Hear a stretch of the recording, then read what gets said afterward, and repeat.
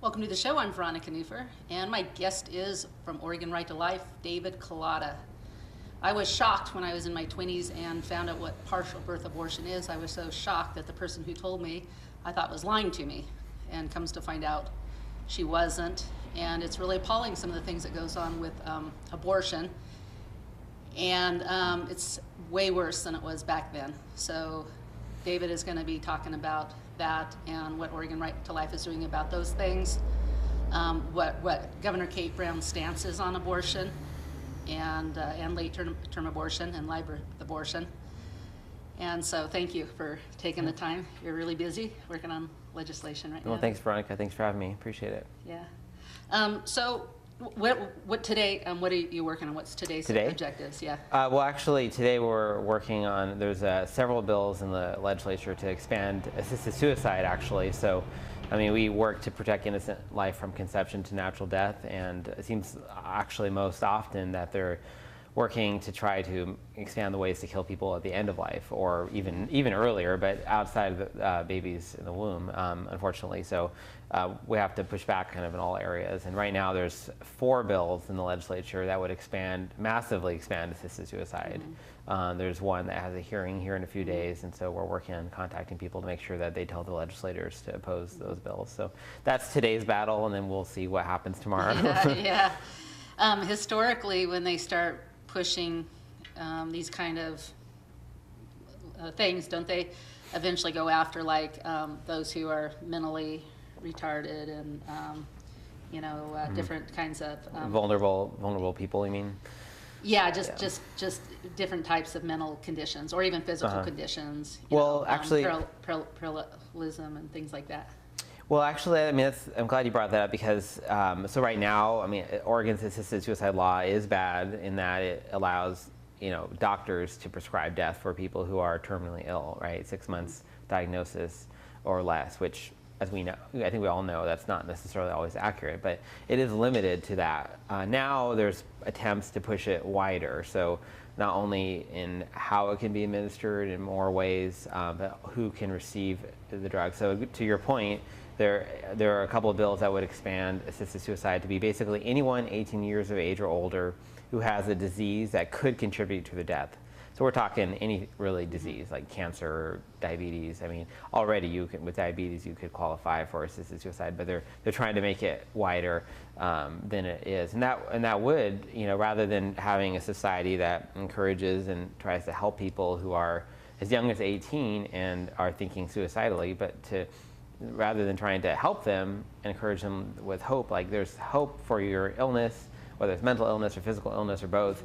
We're instead saying, hey, there's a cheap and easy way out of this, and that's assisted suicide. So the people you talked about, there are vulnerable groups of people, just like the unborn, who are going to be adversely affected by this kinds of legislation, because they're the first ones to be told, like, it's not worth fighting, it's not worth living life with this.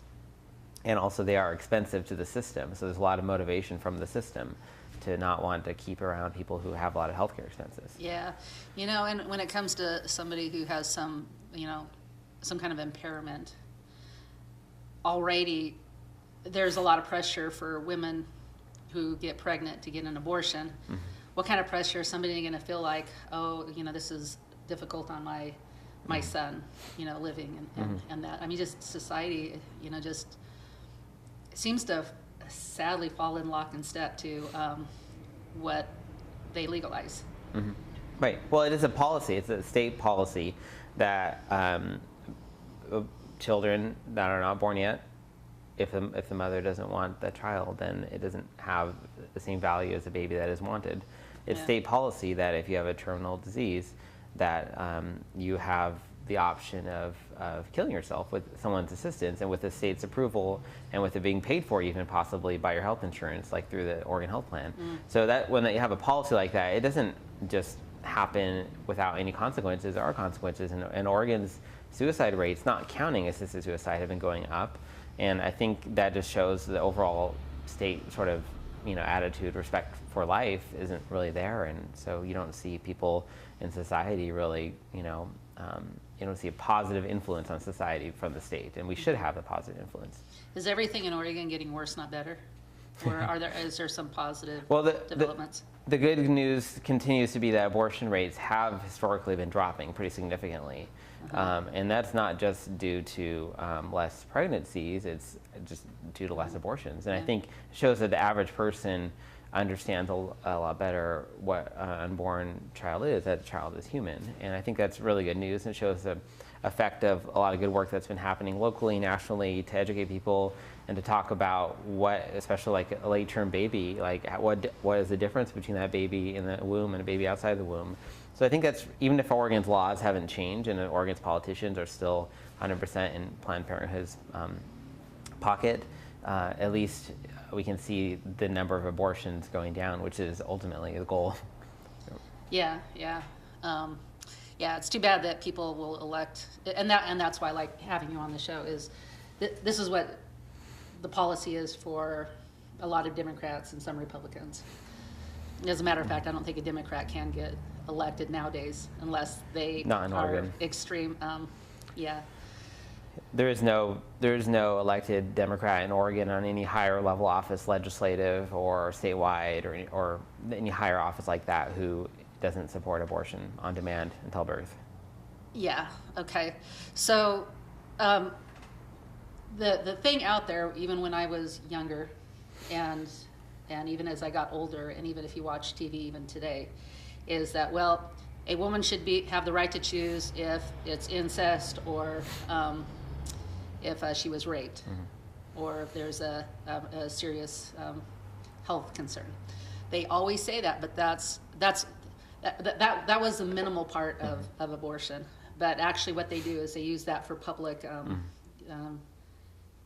to get the public sympathy. But what is their real objective? What are they doing? Right, well, yeah, you can see that right now. So, I mean, the big issue is like people like the governor of Virginia and other places around the country openly talking about, we shouldn't provide, well, you know, all the Democrats running for president in the Senate, and a whole bunch of others in the Senate, all voting to say we shouldn't provide health care to babies that are born alive after a failed abortion. So the baby wasn't successfully killed in the womb, and that's not good enough for them. They want to leave the baby to die.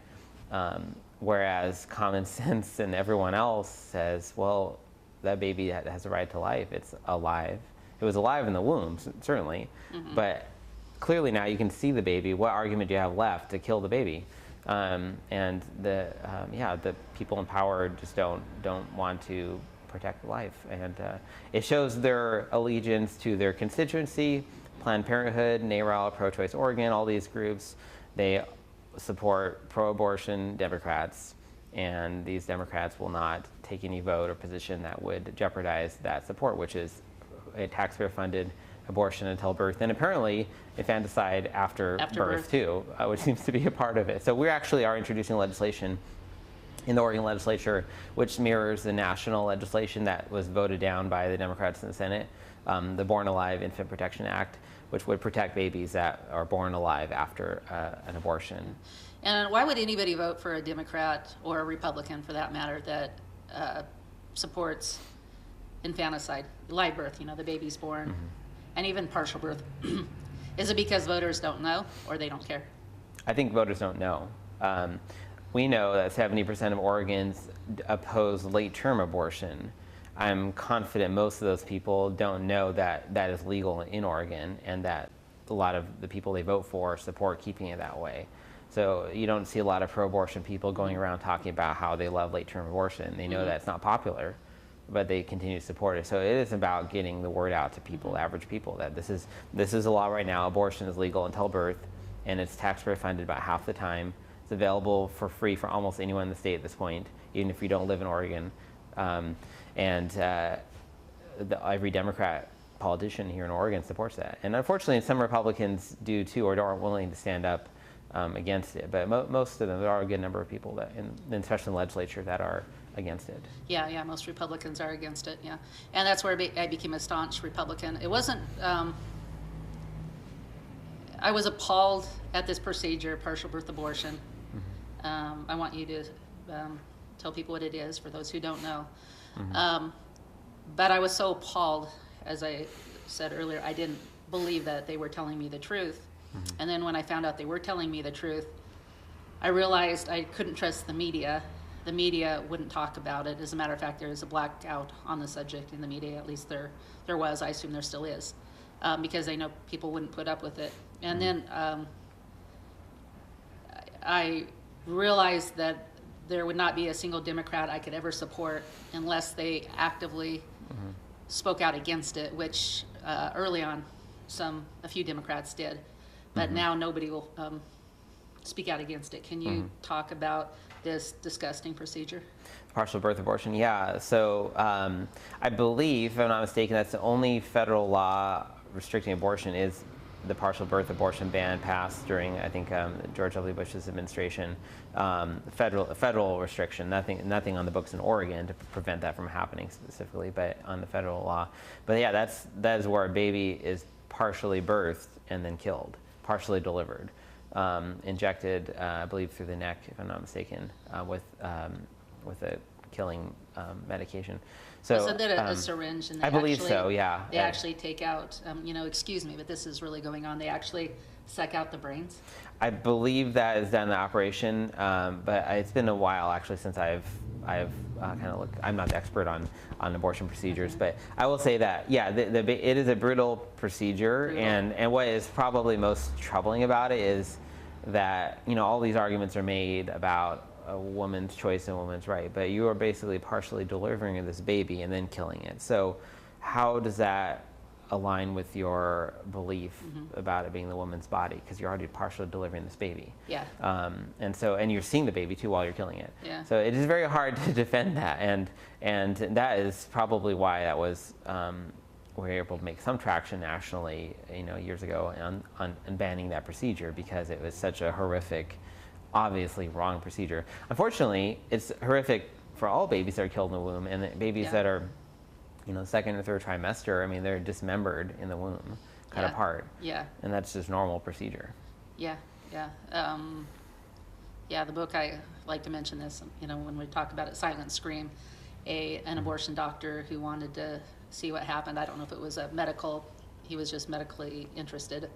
But when he saw the baby actually screaming as he was being torn apart in the womb, he changed his stance, and he's a very strong pro-life advocate now, and got shunned by his colleagues for just making an obvious choice is this baby is being tortured. We the generation, the world is very cold. Wow, scared of we come make it.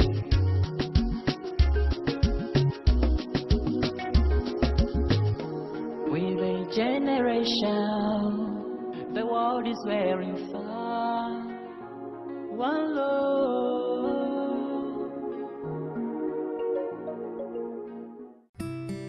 Every life is precious, and every life has purpose. If you've ever felt powerless to make a difference for the cause of life, we invite you to make your voice heard by supporting this thriving community service. We're making an even greater impact for the sanctity of human life with the addition of ultrasound services. At the Salem Pregnancy Resource Center, lives are being impacted, and you can play a part. Let your voice be heard for those who are yet to be born. Learn more at salemprc.org or call 364-2543.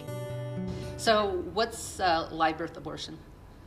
Well, I think that's what we were talking about earlier is infanticide after a baby is born.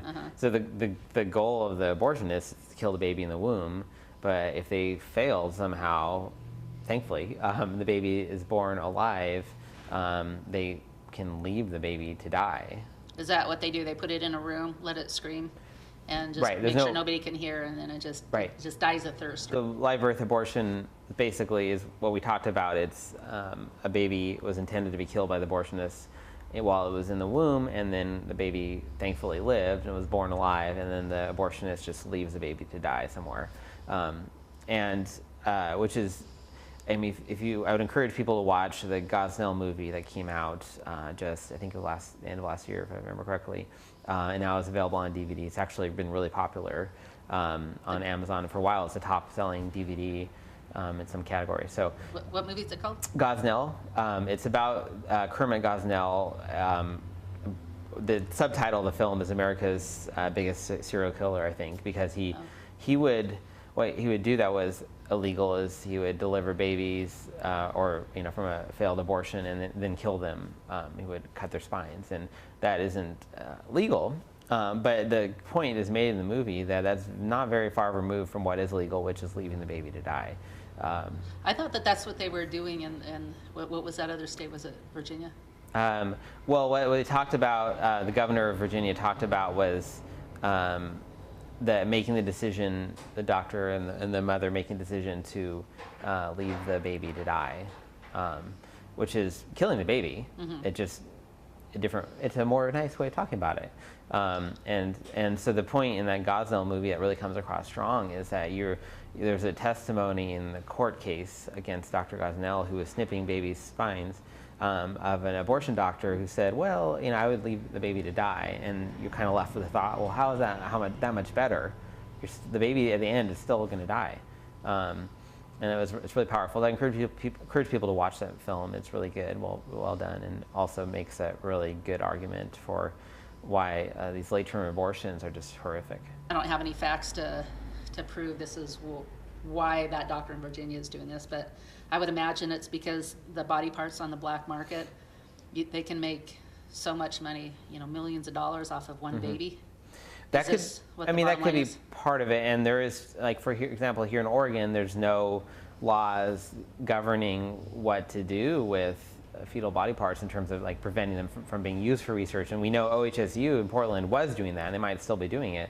So that could very well be part of it. Or selling a kidney or something right, like that. Right. And, they're not supposed to sell it for profit, but we know for a fact OHSU is selling or buying livers of 20 or so week old babies for several $100s, and at some point you have to ask, well, how is that not making a profit for the person selling the body parts of aborted babies? But whether or not they're making a profit, at the end of the day, they're doing research on babies, and so that could be a factor in that for sure. But I think what you see is a politician like the governor of Virginia, like many of ours here, who are, they are just lockstep with the abortion industry, and so they're afraid of even saying anything remotely pro-life. And he might actually believe it's a good thing to abort babies or kill babies that have been born alive, but it just shows that tight-knit relationship between Planned Parenthood and the other abortion providers and these Democrat politicians, who that's what they campaign on, that's where they get their support. And they're not willing to buck that trend. And Planned Parenthood's not willing to say that's wrong, so they're not willing to do it. Yeah, so what happens when we use our tax dollars for something other than infrastructure and public safety is we have all these special interests, and Planned Parenthood gets all the taxpayer money so they can, have their abortion, and then they support the Democratic candidate. And so it's just kind of a handshake agreement that they're going to support each other. It's a mutually beneficial agreement, and it does involve taxpayers footing the bill. Yeah, and unfortunately then the media won't talk about it because for some reason the media continues to mostly be Democrat. Okay. So, well, they operate under the false premise that abortion is health care, and it's not. And abortion is not birth control. Abortion is not health care. It is the act of killing of a child. And if you recognize it as such, then you don't treat Planned Parenthood with kid gloves like they do right now. Yeah. So Planned Parenthood, I can't remember the name of the group, but there was a group that came in undercover a couple of years ago. I would assume you remember this. And it was about getting the body parts. The Center for Medical Progress. That's the videos that were released, I think 2016 or maybe 2015. Yeah, that showed the sale and transfer of fetal body parts. So and that's what I was saying is that OHSU was part of that and may still be doing that. And there's no reason why they couldn't do that at this point. And we actually introduced a bill in the legislature this year that would prevent the research, the transfer of fetal body parts, because I think we can all agree that's unethical. We had a supermajority in the House and Senate, unfortunately, and a very pro-abortion governor. So, is that going to go anywhere? It's not likely. Yeah, the Democrats in the legislature don't even want to give those bills hearings because they know that if those issues are talked about, our side wins, because most people will look at a bill like that or like a late term, for example, we have a bill that protects babies that are 20 weeks gestation or older because they are scientifically shown to feel pain when they are ripped apart in their mother's womb. Yeah. And they don't want to talk about that. They don't want to hear it. They don't want to deal with it. They don't want the public to come and hear about it. People heard the entire truth about many things. Most people would just be a conservative, or a libertarian, but not they wouldn't. Democrats would never be in power, but people don't hear the whole truth. They think they do. They watch CNN, and I guess 99% of people believe what CNN says, but CNN doesn't talk about this stuff. Well, thank you for talking about it. Yeah. I wish I was on CNN, huh? Yeah, I'd be my someday person, maybe. right? So, Kate Brown. Mm-hmm. What's her stance on all abortion? this? Yeah. Well, she's has to be the most pro-abortion governor in the country. She was an abortion industry lobbyist. That's how she kind of got her feet wet in politics, really, I think, at the beginning. Wow. That was a while back, and she's been lockstep with them the whole way. And they kind of use Oregon as a testing ground for their worst legislation.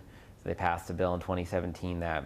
you mean since she's been in office? Well, maybe even before, but certainly lately. In 2017, they passed a bill that expands, forces insurance companies to cover abortions at no cost, expands funding for, to provide free abortions to people who aren't even legal citizens. It provides, basically anyone can get an abortion for free in Oregon at this point. Whether or not you're an Oregon citizen or a citizen of the United States and a resident of Oregon. Kate Brown's not paying for it, we are. Well, yeah, exactly, yeah. Well, already about half all abortions paid for by taxpayers, and this will just only increase that. And so that they're tried it out here, and then they passed it in Washington. They're looking at doing it in other states as well. And she's definitely a huge part of that. And she is, like I said, she was an abortion rights lobbyist, she's an abortion industry lobbyist, and that remains one of her top priorities. Okay, so just to be clear, which so people know, she's all fine with partial birth abortion, this gruesome act, and she's okay with live birth abortion, and she's probably okay with taking the body parts, letting Planned Parenthood sell the body parts to make a huge major profit. Well, So- she's definitely okay with abortion, legal abortion until birth, and I'm sure she would not oppose leaving the babies to die after birth.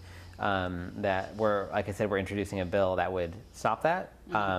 So we'll see if any Democrats come support it. They're welcome to. It's a very common sense thing that's going to save some lives, and has totally outside of the issue of whether a baby in the womb has the right to life, which we believe obviously the baby does. But it's even beyond that. It's a baby is already born. Let's at least protect those lives. So she's welcome to support that bill. Yeah. Find out what they do on this bill, which they probably won't do anything to it. They'll probably just let it die. But I hope everybody will remember this and tell their friends and tell their Democratic friends that when they support Kate Brown, and many of the Democrats, if not all of them in there, this is what they're supporting. This is their special interest. This is where they get a lot of support. This is where they get their power. And consequently, this is where Planned Parenthood gets our free tax dollars, and they are making billions. And the women that wind up getting an abortion, most of them, I think most of them, regret it. It turns to be a real trauma. And I've talked to many women who have seriously regret it. But Planned Parenthood, if they're making billions of dollars, do they really care about that woman? Most of the time they don't. So, heartbeat bill, I don't think we're set for anything like that, but is that something we might get in the future? Well, here in Oregon, you mean? Yeah. Well, unfortunately, like you said, there isn't any kind of pro-life majority in the House or the Senate or in the governor's office, obviously. So passing legislation to protect life is just really hard going right now. So, it is our goal to protect unborn human life and before the heartbeat even, and I believe that we will do that someday. But right now our legislation is focused on the areas where we think most Oregonians will agree with us, because it's a good opportunity to talk about it. Yeah. The baby can feel pain at 20 weeks in the womb. Why wouldn't we protect that baby from probably the most horrific pain you could have, which is being torn apart. Yeah. Well, before 20 weeks in the womb, it can feel pain, I understand. Well, like that's after just a possible. couple of months. That's possible. I don't know if science has proven that as conclusively or not, but we know there are studies that show that in 20 weeks and on you can. So at least let's start there and talk about there, that. yeah. Or let's ban sex-selective abortions because it's legal right now. You can say I wanted a girl, not a boy, or vice versa, and so I want to abort my child because it's not the gender I wanted. That's legal in Oregon, as is, of course, taxpayer-funded abortion. Leaving the baby to die after it's been born alive, as I said. So all these things where like most people are going to be like, okay, that's wrong. They're not. The Democrats in charge are not willing to even talk about it. They're just like the babies that are being left to die. They're leaving this legislation to left to die, not even talking about it. Yeah. So okay. Well, any last words? Well, just thank you for bringing me on. And I just would mention that our website, ortl.org, that stands for Oregon Right to Life, ortl.org. We have action alerts about legislation going on right now, and you can sign up for our email list to get updates. And so I would encourage people to do that. Okay. Well, thank you. All right, thank you. All right. Well, yeah, consider this when you vote in the future. If we treated puppies like this, the people would probably go to jail, and rightfully so. But thanks for watching, and stay aware. Have a good week. Bye-bye. Inspiration. Arts and crafts. Health and wellness. Communication and information. We're here to encourage and inspire you. You have a gift? We know you do. And so do we. Whether you come in to look by or want to promote your gift, we invite you to come in because when we're working together, we can accomplish great things.